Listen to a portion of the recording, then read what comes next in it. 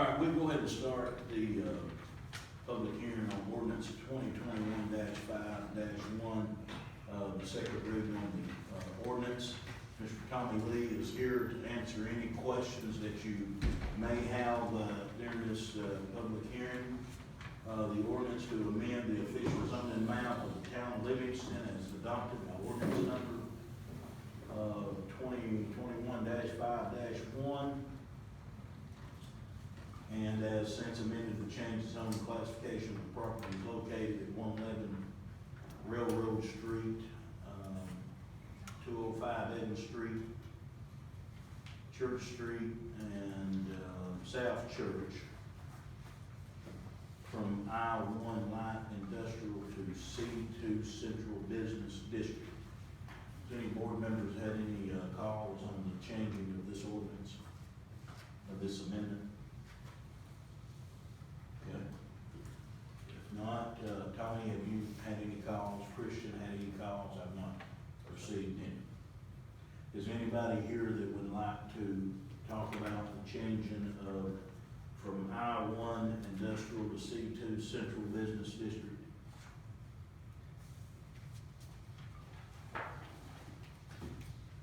Okay, hearing no one here to discuss that. Any board members have any questions?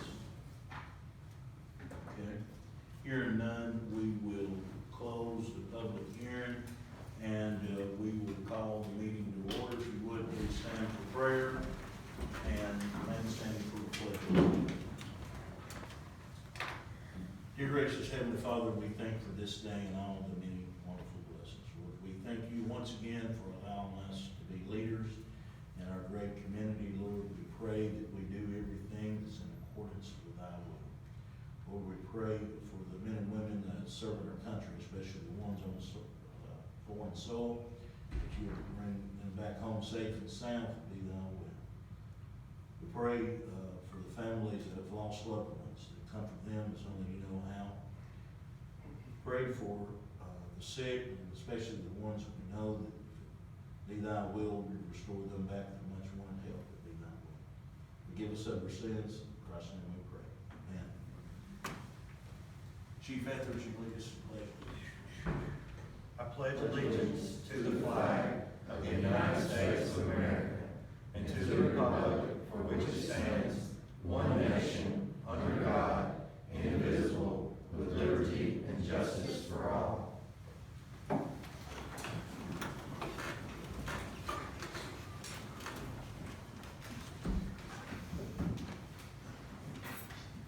a roll call, everyone is present.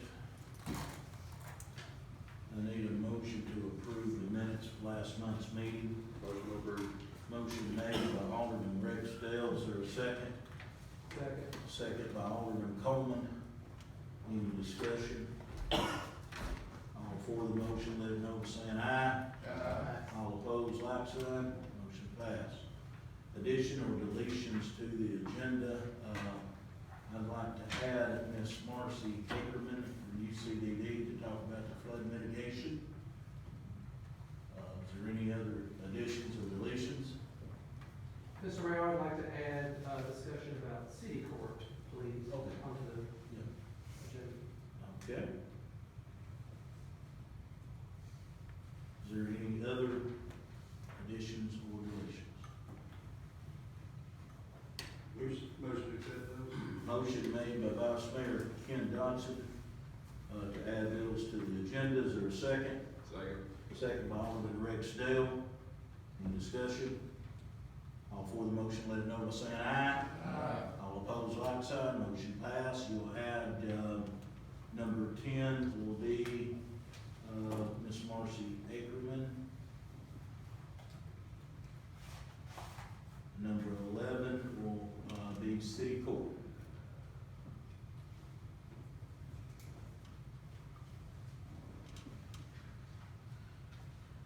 Okay, item number 1 under old business is the second reading on the ordinance 2021-5-1.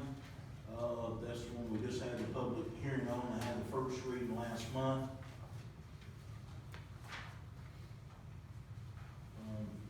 Any motion to do the final approval? Motion to approve the ordinance. Motion made by Vice Mayor Ken Dodson, second by Alderman Chris Speck. Any discussion? All for the motion, let it know by saying aye. Aye. All opposed, like sign, motion passed.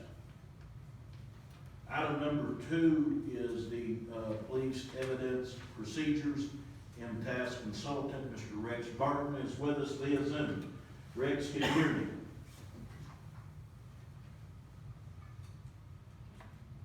Rex, can you hear me? Are you, I think you're muted, Rex. Are you muted?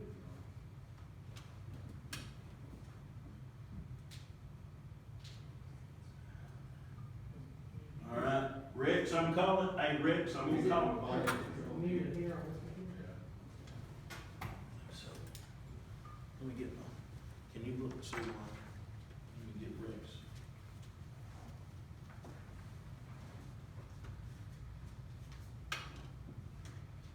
I was calling Rex Dale, what's wrong with that? Let's see if we can hear you now, Rex.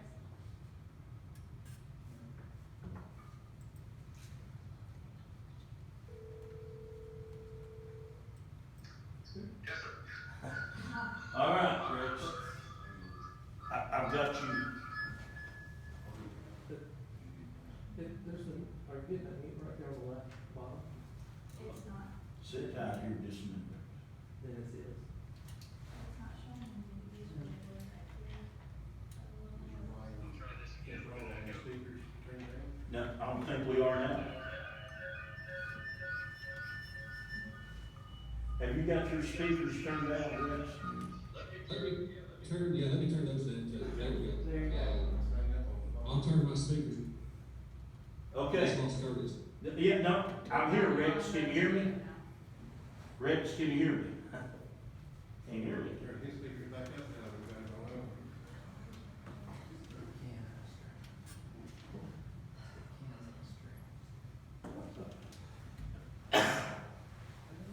All right, can you hear me, Rex? I sure can. Okay. All right. So I have my speaker, I have the speakers on my computer turned down, so we shouldn't be having the echo. Okay, that's right. That's exactly right. Okay. So, I've got you here on the, police evidence procedures, and Chief Etheridge is here presenting, isn't he? Okay, good. So, you want to talk, about the, changes that, happened, police evidence procedures? Rex, please. Okay, let me, I'm going to, bring up this thing, here we go. So the things the chief has shared, some of this didn't really change, it's just putting in writing what's there and tweaking it some. Making sure that when officers, take possession of any kind of property, whether it's money, cash, drugs, firearms, or whatever, they're gonna transfer that to the, temporary short-term storage lockers. When I was over there doing a review, the only thing we saw, or I saw, that really needed to be tweaked, I think the chief's already done that, is adding a bigger short-term storage locker for long guns or things that won't fit in the short term. There's step 2, I think, I'm gonna go through this, I think in the same order you should have it in front of you. As far as receipts filling out, labeling the property and evidence bags, all that is standard fare, labeling the evidence to go to the TBI. Firearms.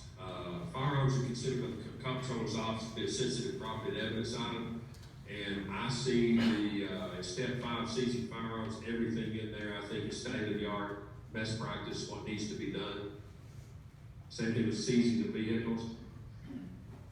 Seizure of money. Now that was actually something that the chief covered immediately after the incident that you all had, and I 100% agree with what he put together. However, something has happened in the last couple of 3 weeks or 3 or 4 weeks that's out of y'all's control that I think may require you all to go back and look at that again. The chief put a limit on the amount of money that would be seized. In other words, if it's under a certain amount, don't seize it, period. It's just not worth the effort. And y'all may want to look at raising that The legislature passed a bill this year that had not been passed when the chief changed those policies, that provides for a much higher recovery of attorney's fees if you all lose a seizure. So if you seize $500, and I believe that's the amount the chief said, which was a good amount a month or two ago.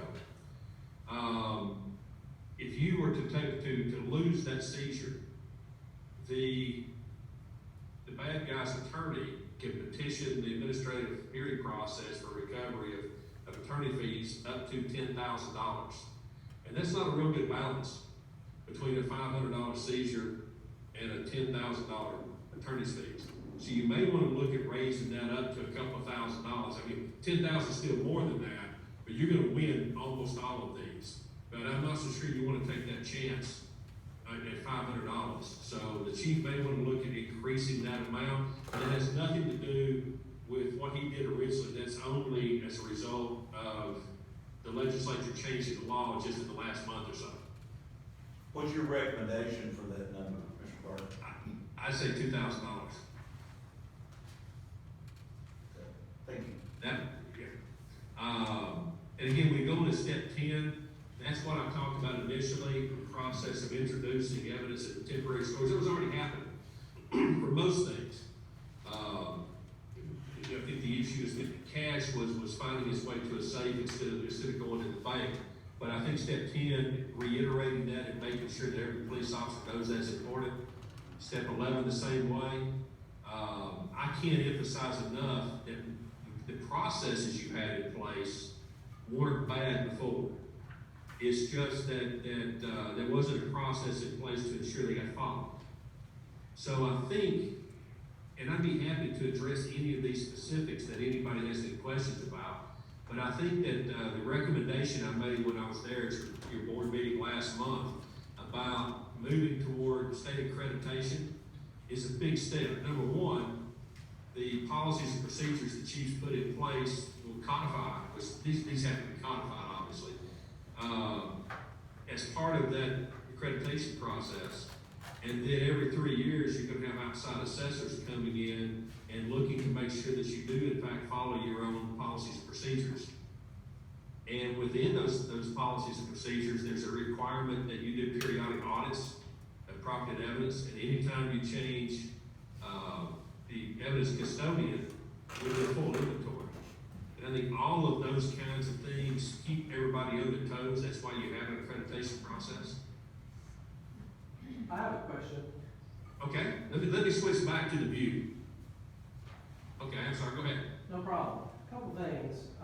In your opening statement, you stated that, and I believe if you repeat yourself, that you said that the chief reported this incident immediately upon his becoming aware. Is that what you said? I'm sorry, I missed the last part of that. Curtis, could you repeat that question? Yeah, he said that, Could you restate, please, what you said in your opening statement about when this incident was reported? he's wanting you to restate your opening statement about when this incident was reported. Right. I don't recall really making a statement about when it was reported. Okay, well, if we go back and replay it, I think you said that the chief reported this incident immediately upon finding out there was an incident. Is that correct? I'm not hearing you very well. He said that, yeah. There.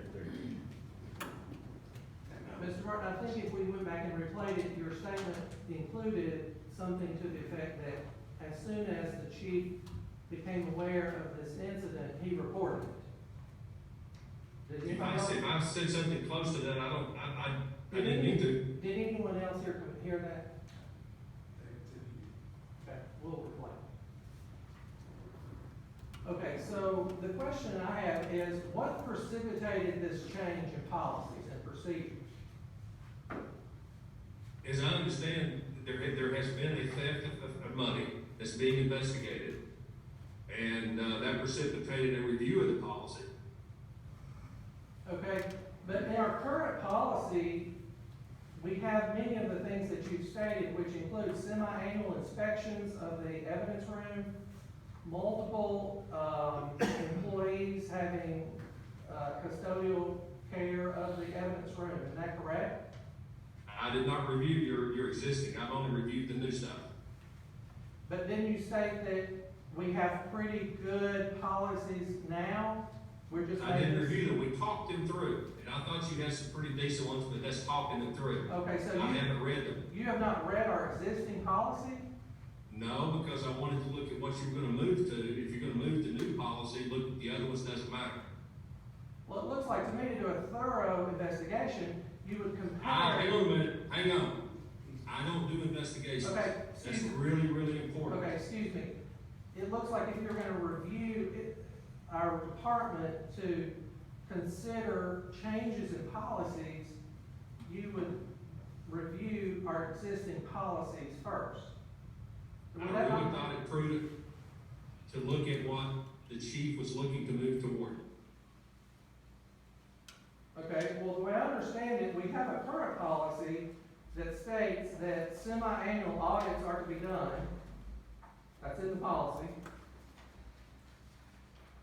Correct? I don't know. Well, I think- may I ask that you review our current policy and then report back on your recommendations? If that's the will of the entire city, then yeah, I can do that. But I think that the recommendations you have in front of you are very good. And the further recommendation would be to pursue accreditation. But accreditation also requires that they come in and do an audit of our policies and procedures. To They some- do what's called, they do a review. Right. The words audit and investigations are kind of not exactly pertinent here, but the assessors would come in and do a review of your policies and procedures, but they're not gonna do a review of old policies and procedures. They're going to do a review of general orders you put together as part of the accreditation process that are in effect when the assessors show up, as well as documentation to ensure that you're in fact following those policies and procedures. Accreditation also won't go back and look at the past either. Okay, well, because our current policy states that anytime there's a promotion or an appointment, that the evidence room is audited. It also states that there's a semi-annual inspection, which assumes we're having at least 2 inspections per year. And you felt like you feel like that's a good policy? When it depends on the definition of the inspection, okay? I prefer the use of the word, this is where I will talk about a self-audit. I prefer to use the phrase a self-audit, because audits are spot checks. I'm just reading the policy as it's stated, dated 1/1/2012 as adopted. Okay? And that's what it says under audits and inspections. But you asked me what I wanted to recommend, and I would recommend 1 annual spot audit. Okay, but our current policy states that we're gonna have 2 audits per year. Okay? So you're saying reduce that to just 1, that's your recommendation? Okay. Yes. Are you aware? With accreditation. Okay, are you aware whether or not 2 audits were done under? So I'm gonna explain to you, I don't investigate, so no, sir, I did not. I just asked if you're aware. No, sir. Okay, all right, so you don't really have an opinion to opine as to whether or not we follow our existing policy? No, I do not do an investigation. Here's the thing to keep in mind too. You have an investigation going on. I'm aware of that. And, okay, so I am not going to address anything that those folks are addressing. I understand that, I'm not asking you to do specifically, I'm just asking you to opine on our current policy. Our current policies have very clear procedures in place, and I'm just trying to find out if they follow, if you have an opinion on that, but you're not gonna comment, so I understand that. And do you believe that a recommendation would be to have 2 employees be the evidence room custodian, or more than 2? In a department your size, I think 2 is probably adequate. You have to have 2, because if someone's on vacation, you gotta have someone else, obviously. Okay. Larger departments may have 3. In our current policy, we have 4. We have the chief, the captain, the custodian, technician, I think it's an administrative personnel, and then we have a backup. So you're saying you should recommend taking that down to 2?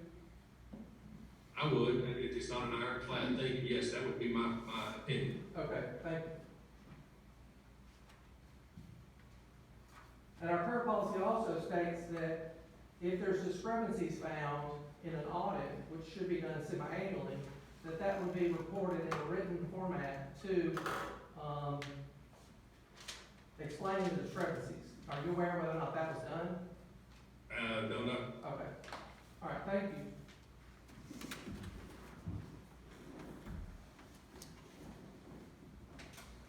Is there any questions for Mr. Barker anymore? One more question. The proposed changes that we're asked to, I guess, adopt or vote on, are they gonna be submitted in the form that all of our current policies and procedures are under now, which is in this format? As I understand from the discussions with the chief, yes, sir. But I would direct that to the chief, but I think so. Because all of our current policies and procedures now are in a specific format, so I'm just curious if it is gonna look like that when it's, developed. Yeah, sure. As I recall in talking with the chief, I think so, but I would direct that to him. Okay, thanks. Chief, you want to answer that? Yes, sir. Okay, Once the language is approved, it will have to be put in that put it in this format. Yes, sir. Perfect, okay, great. Thank you, Chief. Okay, any other questions? Mr. Barton, do you have any other statements that you want to carry on, or was you complete? I'm complete. I think the recommendations that are put before you for changes are good. And still stress that I think the accreditation process is a super, process of being able to bring in on a regular basis outside assessors to look at what you're doing. I would like to make a motion that we ask Mr. Barton to please review our current policies and compare and contrast that to his recommendations. Got a motion on the table by Alderman Kelly Coleman. Second. There's a second by David Langford. Any discussion? Roll call, please. I will discuss it. It makes no sense to me that you have someone in mental impasse to review recommended changes to a policy and they haven't even reviewed our current policy. I'm not sure that makes a lot of sense for me. Maybe I'm misguided here, but that does not make sense. Okay, you've got a motion and you've got a second. Roll call vote, Ms. Phillips, please. Alderman Clough, Aye. Alderman Coleman, Yes. Alderman Dale, Yes. Vice Mayor Dotson, Yes. Alderman Langford, Yes. Alderman Spade. Yes. Motion Motion passed. passed. Did you understand? Mr. Mayor, could I ask, I know the motion's already passed, but when you say review, I'd like a little bit of, guidance on what you want that review to be. Just policy, or you want to, because if you're wanting to determine whether or not the policies or procedures were followed, I can't do that because of the ongoing issue you have. I don't have a problem in the world reviewing what you have and making recommendations to whether or not the policy in and of itself is adequate relative to the new proposals. Mr. Martin, that would certainly be my request, and I'm happy to amend that motion to include that verbiage to basically ask you to review our current policies, both the rules and regulations, the current evidence audit and inspection, the evidence property and control policies. Because I think both of those are integral to this issue. Just simply compare and contrast, make observations, recommendations as to the strengths of our current policy and where you feel like we have holes that you are thus making recommendations in agreement with the chief to, basically strengthen our current policy. And let me point out something, it just struck my mind right after you said that. I'd be happy to do it. I have actually seen the policies relative to cash, before. I think it's cash. I've seen a couple of them. I didn't review the book, but I did see a couple of them previous, and boy, that's escaping my memory until you mentioned that just now. But I'd be happy to review all of them and give you some feedback. And I'm sorry my voice is echoing for you like that. No problem, thank you very much. I guess the other concern I have is that your recommendations and this proposed evidence room policy does not include any language whatsoever addressing the current policy that we have, which is inspection. You're not stating in your recommendations of when inspections should be done, who should do them, et cetera. So I wanna make sure that that's evaluated. Okay? Okay, we have a motion and a second, or, no, there's no amendment, sorry. That's fine, she wasn't gonna have, you don't need to amend it. Okay. I think he got it. Okay, Mr. Barton, do you have anything else? That's it. Does anybody have anything else for Mr. Barton? Okay, thank you very much for attending via Zoom, and have a safe trip back home, okay? Thank you. Thank you, bye-bye. Yeah.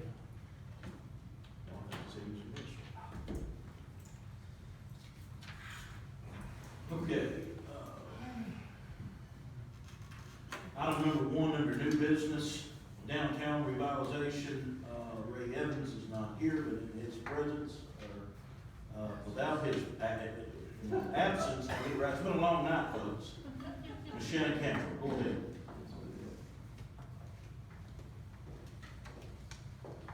Good evening. I am happy to help out and give a update on some things with the Downtown Revitalization Committee. The facade grants that we had presented to the downtown area, we had 3 applicants.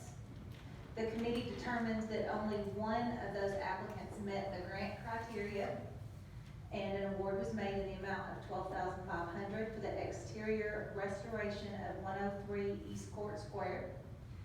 Because we only awarded 1 grant this round, we will likely have a second round later this summer. The Broad and Main Street Sidewalks grant, the TDOT Multimodal Access Grant, the consultant is still waiting on final plan with comments from some of the TDOT departments. The courthouse grant, which is the TDOT TAP grant, field surveying is complete. We have a meeting being scheduled for this Friday in Livingston to review the survey with our city staff. And lastly, but definitely not least, Live in Livingston, our concert series has been scheduled. July 17th is the first date. All 3 of these concerts will start at 5:30 in the evening. So July 17th at 5:30, Jake Hoot is scheduled. August 21st at 5:30, Stacy Mitchhart is scheduled. And August 29th at 5:30, we have Aaron Tippin scheduled for the concert series. And all of those dates with additional details will be updated on our community calendar tomorrow at discoverlivingston.com under events. And that's all I have. Thank you. Ms. Campbell. Item number 2 is approval of the first reading of the fiscal year 2021-22 budget. We had a work session over the budget. I think the only decision that you had was to keep the revenues as presented or add a nickel to the property tax revenues line, dime or 15 cents or whatever the pleasure of the board was. Question, Mayor, from that meeting, in the work session, discussed the possibility of the nickel increase, that would be roughly a quarter of that remaining payment that we're doing as far as what we're projecting on, so forth. That nickel would bring in somewhere $45,000. That's correct. My question is, if we were to increase, do the nickel increase, do you, Phyllis, Joel, whatever, think that there's another 55 that could be found so that we could do half, or is that big request unreasonable? I don't want to put us in a position that we're tight. Well, I mean, because I think we're tight right now. Yes, we have talked about finding a little extra money. But with the existing budget that you've got right now, there's not a whole lot of money after that with the expenditures that we currently have. Now, like I said, we can take a look at this, in May, in June, and see where we are in the general fund as far as revenue versus expenditures, and take it for a spin then. I would be great to do that. But to answer your question, will we look? The answer is yes, absolutely we will. I have a follow-up question to that, if I may ask Christian to come up. Is he still here? No? Okay. I was just curious what he proposes, in his $150,000 estimate on the upgrades to the existing public safety building, what all that's gonna include. I know I stopped out there one afternoon and just took a look at the facility and was shown, you know, the upstairs room, which used to be sleeping quarters, and I understand that the TOSHA's concern is there's no ingress egress, you know, during, sleep time. And I propose the very simple idea of simply cutting a hole in the existing facade, the brick facade, and doing a staircase. And do a split system AC unit up there, and reestablish that as an in compliance, room for sleeping quarters, and you would have your ingress egress with a dedicated set of stairs. I think that could be done for a heck of a lot less than $100,000. And then is the other concern, I think, with the building is appears to be significant settling cracking, which is very common in buildings that age. And then is the other need for an additional room or space for the police department? Is that one of the additional Yes. expenses in Yes. that $150,000? Yes. Maybe that could be deferred if we consider something I'm also interested in, which is taking city court out of the city police department. Is there potential that you could, maybe get 50 out of that proposed 150 there to piggyback to what, Vice Mayor Dawson is proposing? Could that be looked at? And I'd really like to kind of ask more specifics of Christian about that. So we got Chief Dow here. Chief, if you'll come to the podium, he can tell you exactly what him and Christian has talked about. Sorry to be lengthy, but. What we discussed was adding on to the north side of the building, doing an 8-foot ceiling over there, and just basically putting a kitchenette with a bathroom there and 4 sleeping areas on that end of the building. Could you get by with the idea that we discussed when I was out there?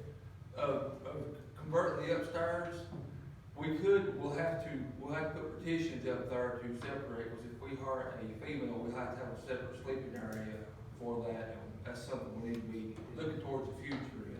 Right now, they're sleeping in the same room, which is not an issue, but if we had a female to get hard, we would have to separate that. Thanks. And to answer your question, yes, we will take a look at that. I put that in the budget, to add on both sides. We'll take a look at it. I just think that everyone that is giving us any advice on this is telling us that we're not being responsible if we don't do the nickel increase. And it looks like it's definitely needed and can be used, and so I'll support that and hope that we can find the rest of it at wherever we can find it.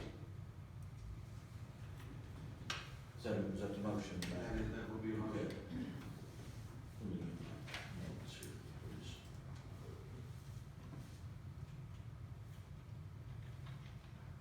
So the penny brings in, $9,180.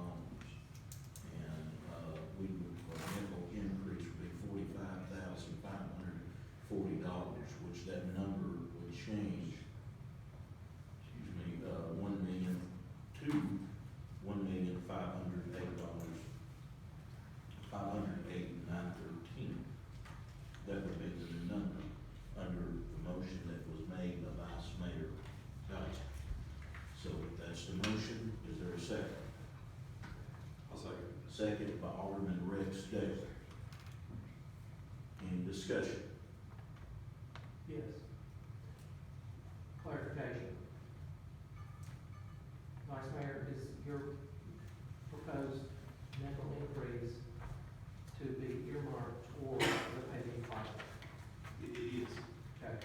And then in your motion, you also request that the mayor work toward, by the next budget work session, find an additional $55,000 to enable us to do roughly half of the remaining paving project. Is that correct? That would be my hope, yes. Thank you. Thank you. motion and a second. Any more discussion? Roll call, Ms. Phillips. Alderman Miller, Yes. Alderman Dale, Yes. Vice Mayor Dotson, Yes. Alderman Langford, Yes. Alderman Sped, Yes. Alderman Clay, Yes. motion passed. Motion passed. Going now to,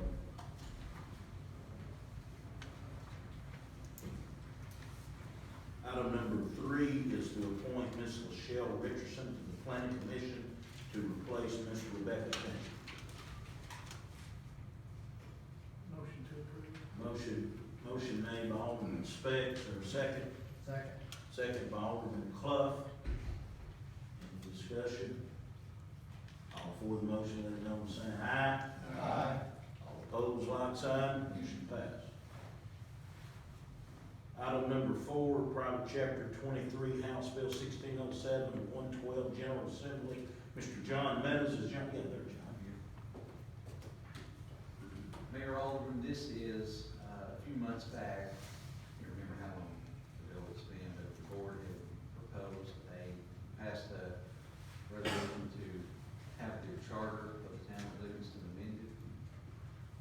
And that went up to the legislature, and that has passed, but in order for that to take effect, the city's got to ratify and approve this proposed change to the charter. And the only difference, of the language in this amendment as opposed to the current charter is that this language allows the Board of Aldermen by ordinance to delegate the authority to hire and fire employees, delegate that to the office of the mayor. Of course, this is the first step. Once this passes, it'll require an ordinance to be passed by the city in order for that authority to be delegated to the mayor. So in order for this to take effect, it's got to pass by a 2/3 majority vote. And once it passes, within 30 days, it's got to be sent to the Secretary of State. And if it's not passed by December 1st of this year, then it'll be null and void, it won't take effect. So what, John, is, I know everybody heard what you're saying. Basically, there's going to be ordinance to support this, to get it just exactly the way that we've got to go forward and pass this tonight. So I need a motion, to accept the, private chapter 23, House Bill 1607 and 112 General Assembly. Is there a motion? Motion to accept. Motion made by Alderman Chris Speck. Is there a second? Second. Second by Vice Mayor Ken Dodson. Any discussion? If not, we do a roll call vote, please. Alderman Dale, Yes. Vice Mayor Dotson, Yes. Alderman Langford, No. Alderman Sped, Yes. Alderman Clay, Yes.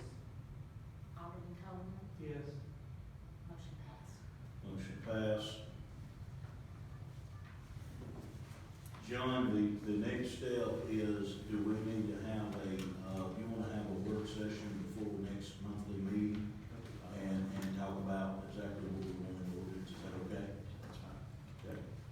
And that, just for the record, that will be on Tuesday, July 6th, since we'll be off for the July holiday on that Monday. So the next meeting will be July 6th for the regular scheduled meeting. We have a second reading on the budget in June.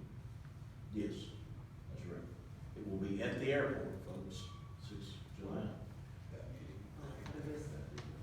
Yeah, we'll be at the airport. Okay. So the work session will be about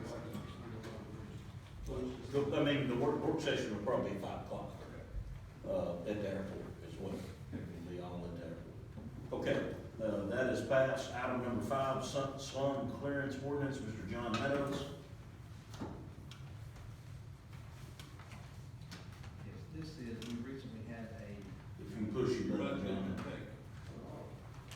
recently had Ms. Melissa Ashburn with Impasse review our current slum clearance ordinance that was passed. And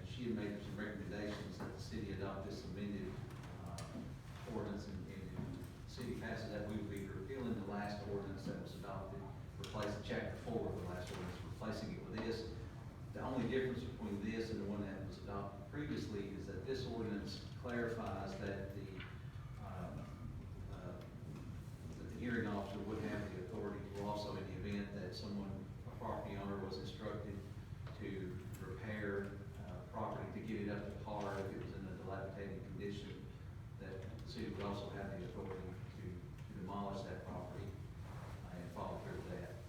The current ordinance that we've got does not, there's some speculation as to whether or not it's, there may be some ambiguity in the language concerning that, so this would clear all that up. Thank you, Mr. Meadows. Need a motion for the amendment to the slum clearance ordinance as recommended by MTS and our attorney.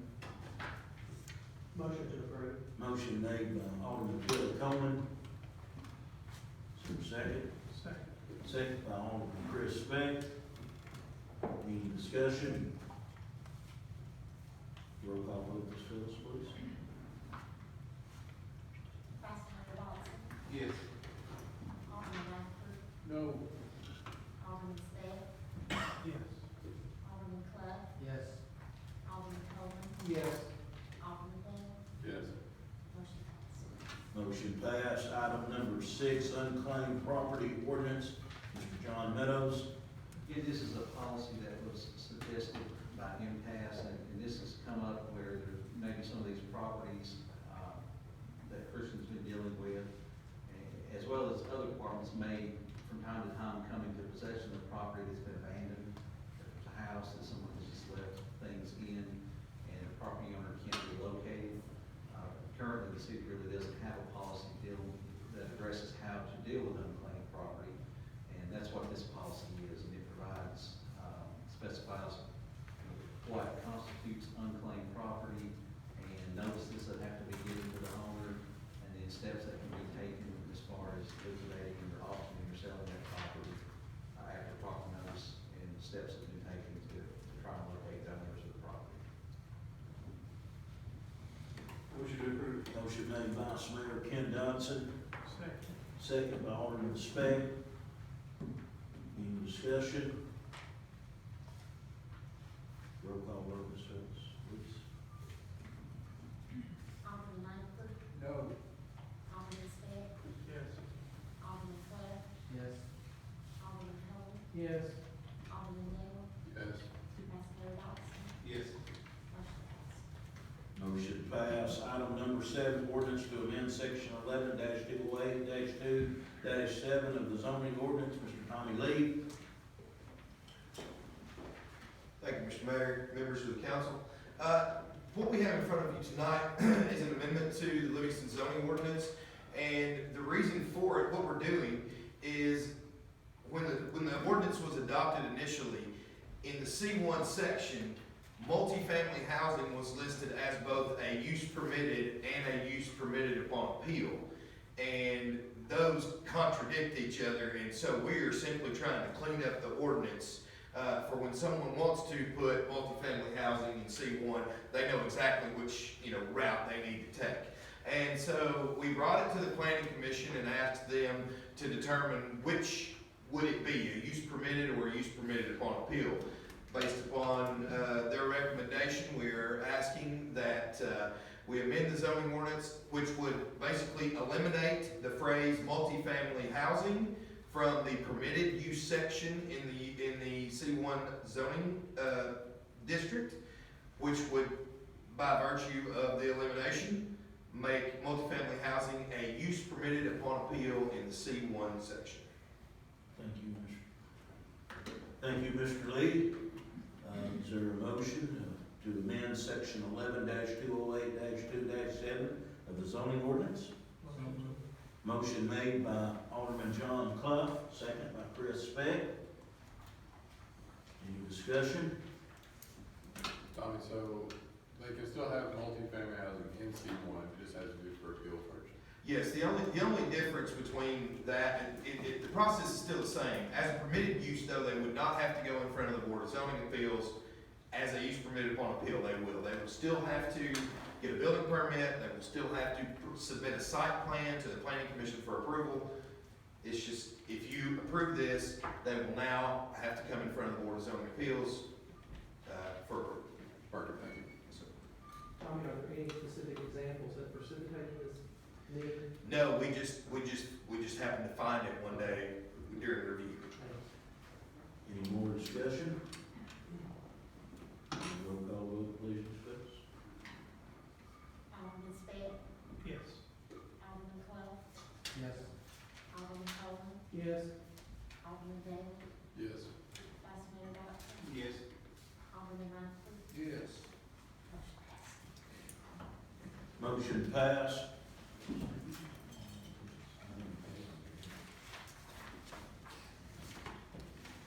Item number 8 is the lawnmower bids paid for out of our airport maintenance fund.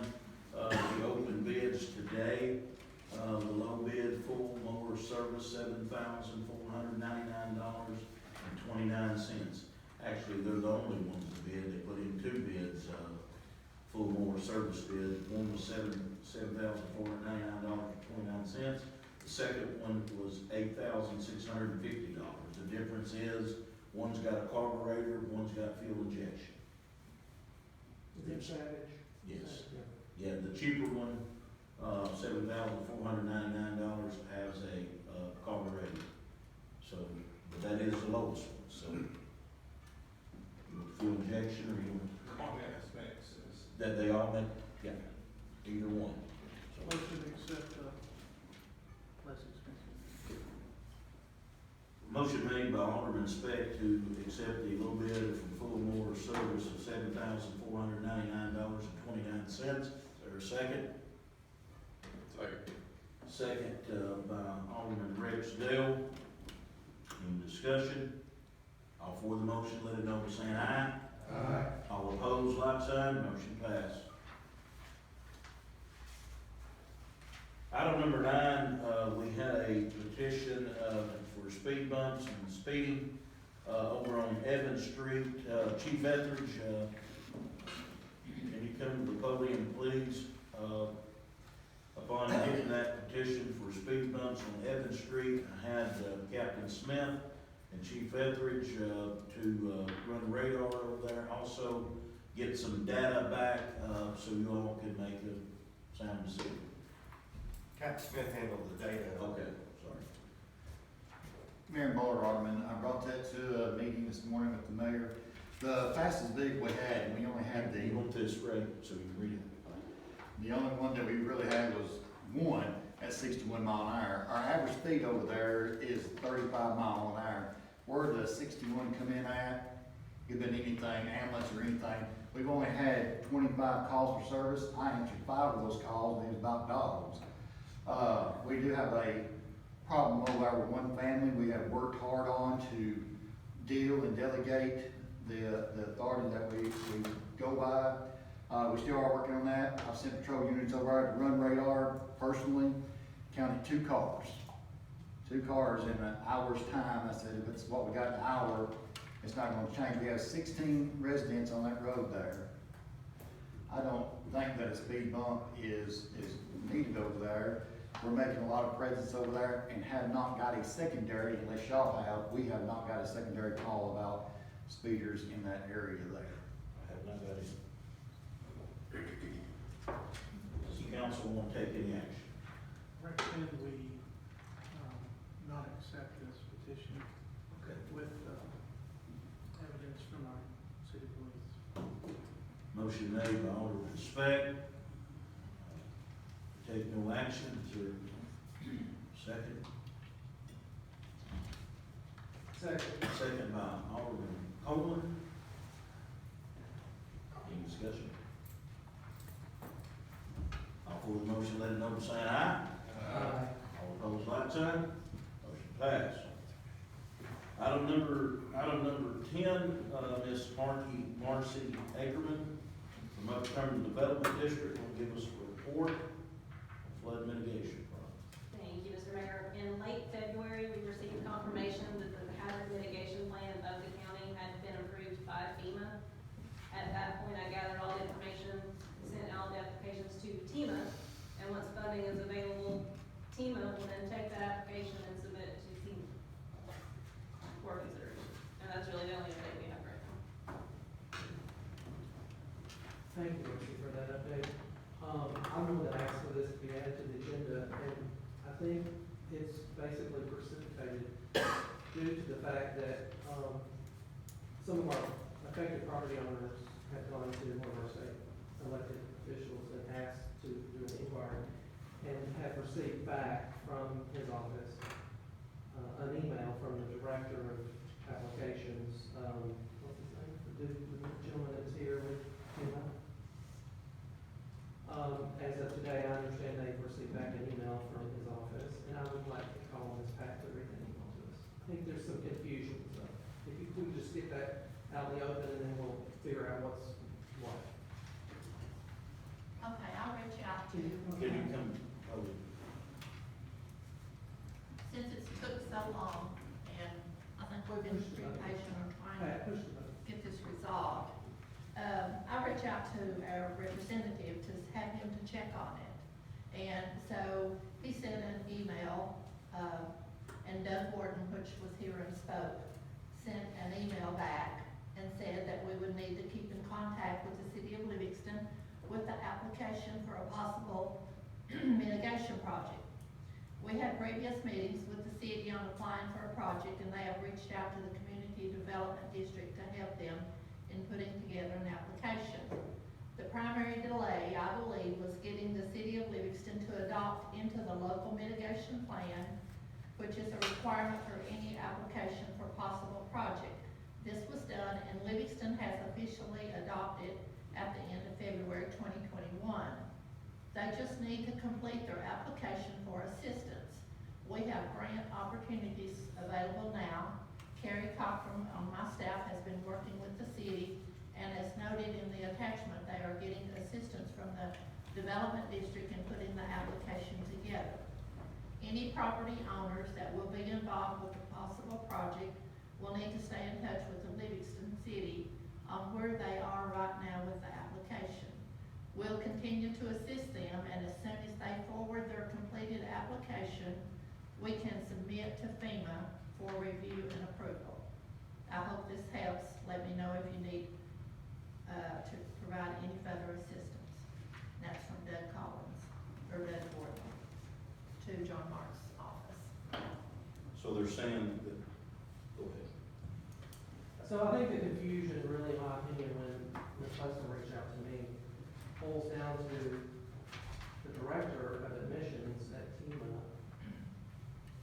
giving information to a state elected official that they're still waiting on the city of Livingston to submit the application for this grant. And yet UCDD has followed all protocols, submitted the application, and has evidence that it was submitted. So clearly, we have some, one hand's not talking to the other, but it's grossly deficient to be telling, our property owners that the city hasn't submitted the application when UCDD, has evidence that they have. So we need some help to the bottom of this. Yeah, I don't care a bit to call Mr. Ward tomorrow. I mean, I'm confident that, Ms. Ackerman and Ms. Clayton both that have dedicated a lot of their time to this project that has been submitted.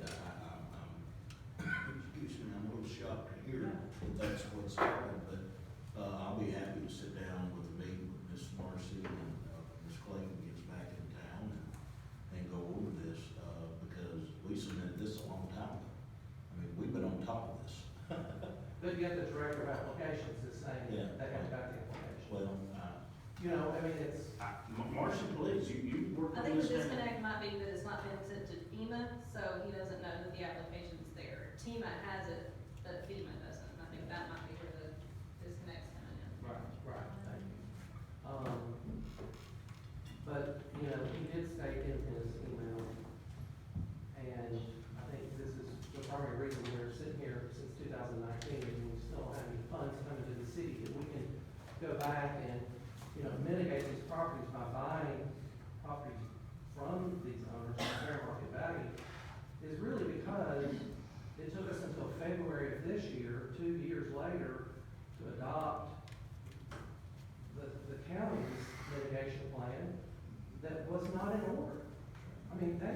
they acknowledged that they had a mitigation plan that was not current and up to date. And according to FEMA, according to this Carrie, who works for Duff, if the county does not have a current and approved mitigation plan current with FEMA, FEMA can't even submit an application. We couldn't do So we anything. couldn't do anything. February 24th would have been the Until first this day we would February. have done anything. So, again, the city keeps getting a black eye on this, but our hands were tied to some degree.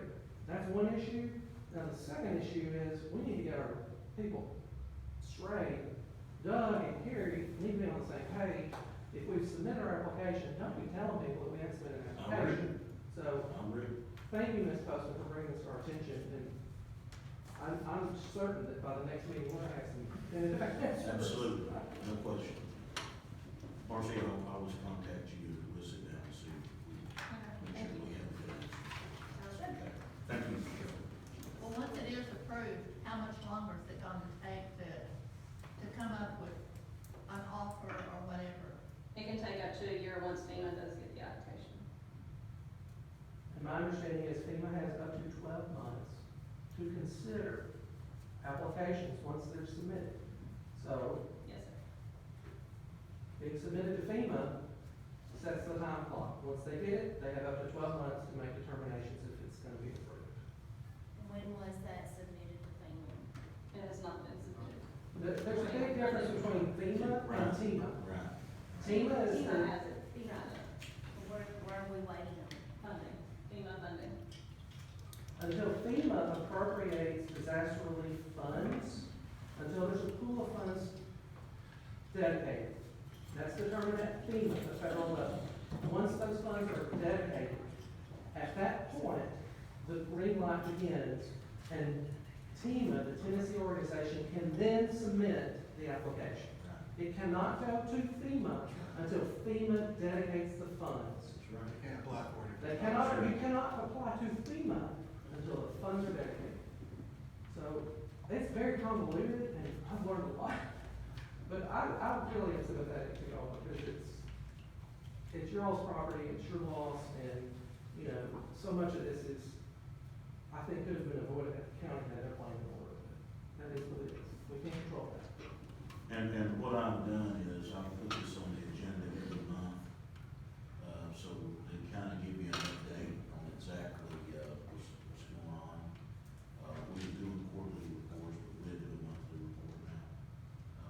Anybody's welcome to come, but I'm gonna try my best to get to the bottom of the emails that came through. I'm like you, I mean, we're all here to help. I mean, there's nobody here, that's negligence and not doing their, performing their job to try to neglect anybody from getting paid. That's just The not. lady doesn't do it for you. That sure don't. And I think it's also important, it's another thing I've learned, if I can just add. FEMA has two different designations as it relates to disasters. They have immediate disaster relief funds, and they have long-term mitigation relief funds, okay? You hear people on the news, you see disasters, tornadoes, whatever, and you hear people applying for immediate relief funds. Those are funds that go directly to homeowners or property owners to help them recoup immediate losses from a disaster. That's a separate grant authorization. That's not what we're applying for. We're applying for the long-term disaster relief mitigation, which is a grant for the city of Livingston to get funds from FEMA, that we then may go back to our property owners and offer to buy your property so that we, quote, mitigate the long-term damage potentials to your property, okay? So, two very different FEMA designations, and I think it's important to realize this is not, and according to what I'm learning, the FEMA long-term mitigation can take years to get That's done. right. That's right. So, you know, it is very frustrating. The people who make the applications tell me it's frustrating, so I can't imagine your frustration. But hopefully this information has helped. Right. Again, thank you, Marcy. Thank you. Item number 11, city court, Mr. Kelly. Yeah, I would like to ask, Mayor, if we could consider potentially moving the city court either to here, City Hall, or to the courthouse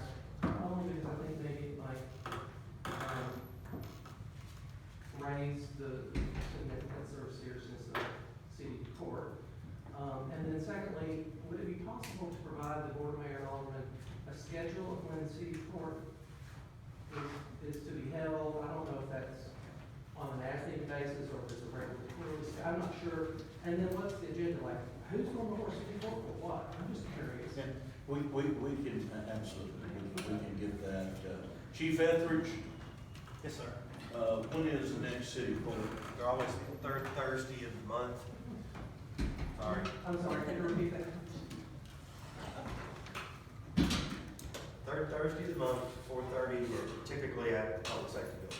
Yeah, so can we get, the agenda, or not the agenda? The docket list? The docket, yes. Yes. I'm Absolutely. just, I may be the only one here, but I'm just curious what goes before city court. Can I you- didn't know we had a city court frankly until just recently, so. The next docket, Greg, that goes out, can you get it to Ms. Phillips here, she can send it out, and for the next 4 or 5 months, do that. Typically, it takes about maybe 1 week before the actual date to try to get stuff. Yes. Yes, can you do that, please? Yes, sir. Okay, thank you. All right, Oh, and is there a reason why we have a police department? Would that free up a space or room at the police department? right, If I we will. moved it, because I know we're stretched for space there, help me understand that. We used to do it in the training room, that's where it had been since the building had been built. Due to COVID, we moved it to the fire bay to try to increase distances. Now, the firemen have taken over the training room to sleep because of the other issues, so we've lost that. There are some advantages to having it around our database, but it's manageable if we do it somewhere else. We can make it work. Okay, thank you. We'll give you a report back to that too. Okay, the second reading on the budget, will be June the 28th at 5 o'clock. Here at City Hall, we will have budget amendments, and we will have a, public hearing, and we will also, let me back up, we just have the second reading at 5 o'clock. And, budget amendments at night too, Phyllis. Okay, so everything will start at 5 o'clock, but also just a reminder that the July Board of Alderman meeting will be held on Tuesday, July 6th, 6 p.m. at the Livingston Municipal Airport. Jason Duke, the chairman, would like to, show the board exactly some things that's going on. Okay? All right, no other business. I have one other quick question, if I may, and I'm not sure if this is the appropriate time, I'm going to ask that this be added to the agenda next month, and if so, just obviously. But as it relates to the budget, I have noticed that our wages, that we anticipate spending in police wages are gonna be significantly under budget. So I have a question about comp time. Okay. Should I table that, or can I? No, in fact, Kelly, I think, I mean, yes, you can answer. May I? Yeah, but what I'm gonna give you, in your package next is all the comp time for all departments and all the salaries. Okay. And then, and along with the pay scale, you may have one, you may not, but you can see, the increase over the years perhaps. My question's relative to the chief, so. Okay, yeah. Do I need to ask now? Or? Yeah, sure. Okay, so I'm curious, I had a couple people contact me about comp time at the police department. If we're under budget on wages, can you help me understand, do we not pay overtime at 1.5 for anything worked over 84 hours in a 2-week period? We pay no overtime. We have no money for overtime. But you're underspent on your wages, Yes. so why do you not have money for overtime? We've never been authorized to pay overtime, except for the 5 But the holidays. personnel policy of the city of Livingston states that any hour worked over the average of 84, you pay overtime. I would be all in favor of that. Yeah. Why is that a policy difference for that department? The cities, also has the right to offer compensatory time, and that's what we choose to do. It's Okay. compensatory time. What other departments get compensatory time versus overtime? All city departments get compensatory time. No other departments get paid overtime. Nobody gets overtime. I've been city 43 years and never have received Okay. a dime. Okay, so I guess the basis of the question then from the feedback is it ever the case that this earned comp time is ever taken away from an employee at the police department? When they work it off, yes. What I do, we have some restrictions that, we have to keep our comp numbers down because the city has to maintain X amount of dollars for comp time, is my understanding. And we update it every pay period. So, if I have an officer that's gotten over 100 hours or more, and we try to keep it around 60 to 80, but we would get that, we want it off. It creates all kinds of difficulties, there's no question about it. So, but if you're short-staffed, then how do you actually give people comp time, time off? They're just in off. lieu of- They're off. We have difficulties in giving the officers the time off because we don't have all the manpower we need. Right, then you're understaffed. Then Yes, you're sir. understaffed. So there are occasions when you need to ask an officer to work a shift, even though he may be giving up comp time? Yes, the officers that are on 12-hour shifts typically work 84-hour pay period, much like the fire department. Right. You work 86, we work 84, is that right? 72 one pay period, 96 the next. But the officers are only paid for the 80 hours, okay? So that 4 rolls straight over into time. Okay. And so that's where we we run into problems because of that issue. Well, the problem I see it is I'm curious if it's even legal with the Department of Labor and Fair Labor Wage Board to not pay an employee overtime for hours worked overtime. Is that legal? I can answer that. The answer is yes, but if you'd like for me to get somebody from MTS on the HR side to come in and answer that, I'll be happy to do that. Yeah, okay. But the answer is yes, no Chief, question. are there any instances that the officer or any employee actually loses their time, period? Typically every year. They actually work time for nothing? Because of the number of holidays. But they vacation. do lose time. Yes, sir. Captain, do you have any feedback on this issue at all regarding the comp time? If you do, Being would you able come to- would you come to the podium? And I may be speaking out of turn or something like that, but yeah, my concerns are the same, is having the manpower to use the benefits that the city is so gracious to give us as employees. In my 22 years, I've come here and been paid for my days and all, but yes, it's a benefit. If you overwork, or anybody here overwork, works a different one, and it's nice to be able to take that off, but like the chief says, I feel like in my point, we are understaffed to not be able to burn all those benefits of the city, but I understand the city fathers, we have X amount of dollars, can we put others in place or what? Yeah, thank you. I don't understand the cost benefit analysis of giving an employee, 4 hours of comp time, if they work 4 hours of overtime, if in fact we're under expense on our labor, isn't paying time and a half to the employee less costly to the city in the long run than trying to help that employee make up those 4 hours in comp time if we're already in an employee crunch?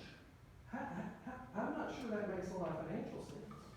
I don't understand that. So I want to talk about that for just a minute. So, and again, Kelly, this is something that we could really talk for about an hour on, but I want a professional to be able to talk about it. And the reason being is the rules for compensatory time and overtime is not the same for public works as it is for public safety.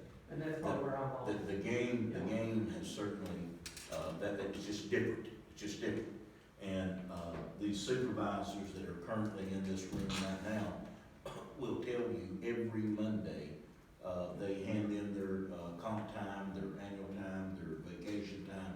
We go over that monthly, and my rule has always been, we have came a long ways getting comp time off the books.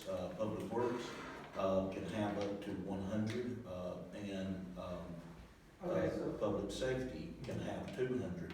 And then there's a threshold that once you get over, I think, again, it's been a while, 480, then the city of Livingston has to pay that policeman slash fireman for any time over that threshold number.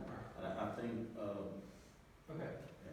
so with all due respect, I understand what you're saying about the municipality not being the same as the private industry, which is really primarily what I'm familiar with, because I can't get away with that with the Department of Labor. So my question then is, can I see the accrued comp time hours by department? Okay, year to date, because the analysis should be, what are those comp time hours worth monetarily versus what is the benefit of keeping comp time versus paying it spread out in overtime? I'm not sure that that is necessarily the most cost-effective thing if you look at it. Does anybody know how many hours of comp time you've accumulated within your department year to date in comp time hours of cumulative employees? Do you know how many hours it is? I can tell you the bottom number, but I don't know. How many hours is it, bottom line? Currently, about 1,400 hours department-wide. Okay, so 1,300 hours, look at that versus time and a half. Versus trying to schedule, when you're in a short staff situation, those actual quote comp days. I'd like to see that. Kelly, we'll get you whatever.